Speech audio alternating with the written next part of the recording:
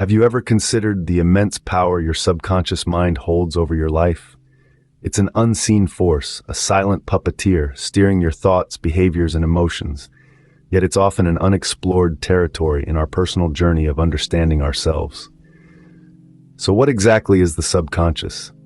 Picture a vast, limitless library, a repository of your lifetime's worth of experiences, memories, and learned behavior. It's the part of our mind that operates below the level of conscious awareness, recording every detail, every emotion, every influence that we've encountered since our early childhood. It's like a diligent scribe, tirelessly noting down every bit of your life's story, even when you're not consciously aware of it. The subconscious is not just a passive storage unit, but an active processor of information. It filters the world through the lens of your past, shaping your perceptions, reactions, and behaviors. It's the architect of your automatic responses, the ones you don't consciously control. Ever wondered why certain smells trigger specific memories, or why particular songs stir certain emotions? That's your subconscious at work. Now imagine the power this part of your mind holds. It can be your greatest ally or your most formidable adversary. If it's filled with negativity and self-loathing, it can sabotage your happiness, success, and relationships.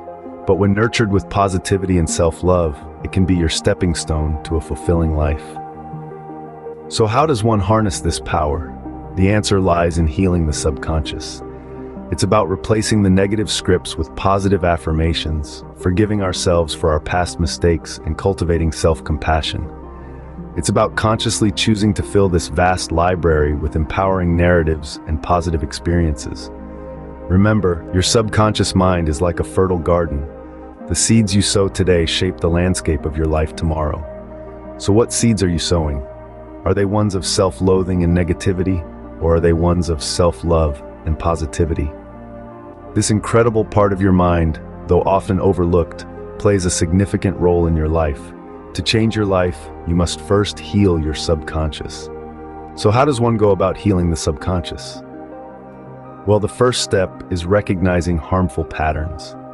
These are the thought processes and behaviors that keep you stuck in a cycle of self-loathing. They could be as simple as constantly comparing yourself to others, or as complex as reliving traumatic experiences. Recognizing these patterns is crucial because it's only when you're aware of them that you can start to change them. Next, we have mindfulness. This is a technique that helps you redirect your thoughts to the present moment. It could involve meditation, deep breathing, or grounding exercises. Mindfulness helps you to identify self-loathing thoughts and replace them with healthier, more positive ones.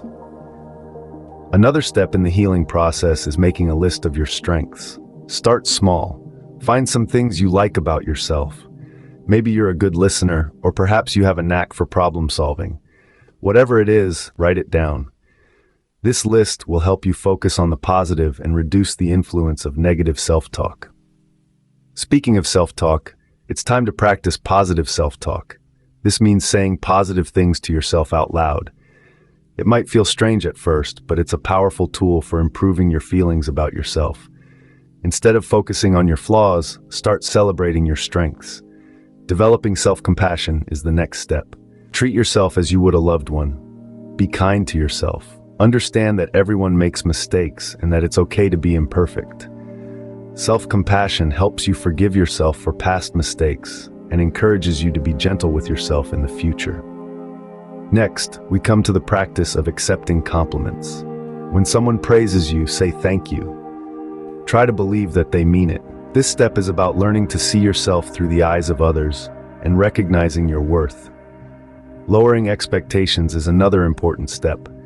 This doesn't mean giving up on your dreams or settling for less than you deserve. It simply means setting realistic, achievable goals. Overly high expectations can lead to disappointment, but realistic goals can help you learn to trust in yourself and your capabilities. Finally, learn to forgive. This is perhaps the most challenging step, but it's also one of the most rewarding. Many of us are stuck in painful moments from the past. We hold on to these memories and allow them to shape our present. But forgiveness gives us the power to let go. It allows us to focus on what we can do right now, in the present, rather than what we did or didn't do in the past. Each of these steps, when practiced consistently, can help you transform your subconscious mind, and in turn, let's delve deeper into the practice of mindfulness. Mindfulness, in essence, is the art of being fully present in the moment. It's about experiencing the here and now without judgment. Techniques like meditation and deep breathing are key tools in this practice.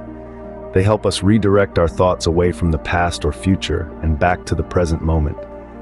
Imagine your mind as a busy highway.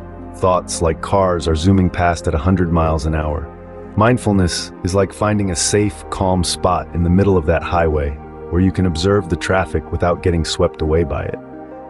In the context of self-loathing thoughts, mindfulness can be particularly powerful. It allows us to identify negative thoughts as they arise, and instead of being swept up in them, we can choose to let them pass by, shifting our focus to more positive, affirming thoughts. Remember, mindfulness is a practice. The more you do it, the better you become at controlling your thoughts. Now let's explore the power of positive self-talk. This isn't just about patting yourself on the back or indulging in wishful thinking. It's about shifting the narrative you tell yourself about yourself, about turning down the volume on that critical inner voice that all too often drowns out our confidence and self-esteem. You see, our subconscious mind absorbs the messages we send ourselves like a sponge. Negative self-talk, those harsh whispers of "I'm not good enough," "I can't do this," "I'm a failure," they seep into our subconscious, painting a bleak picture of who we are and what we're capable of. But here's the transformative part. Positive self-talk can replace these debilitating beliefs with empowering ones. Imagine replacing "I'm not good enough" with "I am worthy and capable." Instead of "I can't do this," tell yourself "I have the power to overcome challenges." Swap "I'm a failure" with "I learn and grow from my mistakes." These are positive affirmations, statements of self-empowerment and resilience. And when repeated consistently, they can reprogram your subconscious mind. Like a garden nurtured with care, your mind can bloom with positivity, confidence, and self-love. But remember, positive self-talk isn't an overnight miracle. It's a practice. It takes patience, consistency, and a genuine belief in the words you're saying to yourself. It's like learning a new language. At first, it might feel awkward or forced, but with time, it becomes a natural part of your thought process, a fluent language of self-love and self-empowerment. It's also important to note that positive self-talk isn't about denying reality or glossing over difficulties. It's about facing these challenges with a constructive and optimistic mindset. It's about recognizing your potential and affirming your worth despite the obstacles you face. So start today. Cultivate a habit of positive self-talk. Nurture your mind with affirmations of strength, resilience, and self-worth. Remember, the words you tell yourself matter.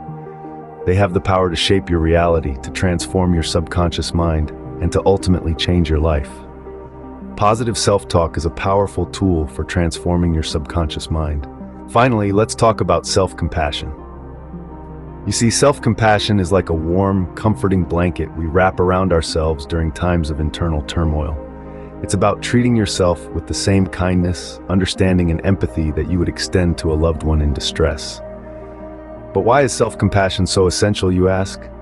Well, it's because it's the key to accepting oneself and reducing self-loathing.